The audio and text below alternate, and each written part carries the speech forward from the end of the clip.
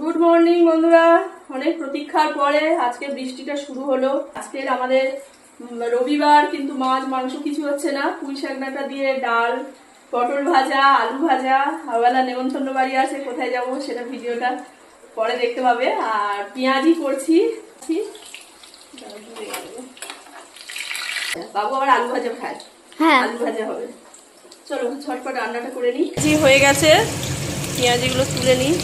চিমনির আওয়াজটা একটু হচ্ছে, সহ্য করতে হবে।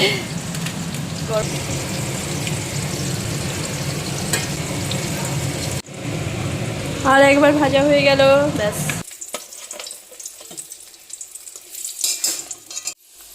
আলু ভাজাটাও হয়ে গেল। আজকে সব একটু সকাল সকাল সেরে নিচ্ছি, কারণ ব্যাস রান্না বান্না সব কমপ্লিট।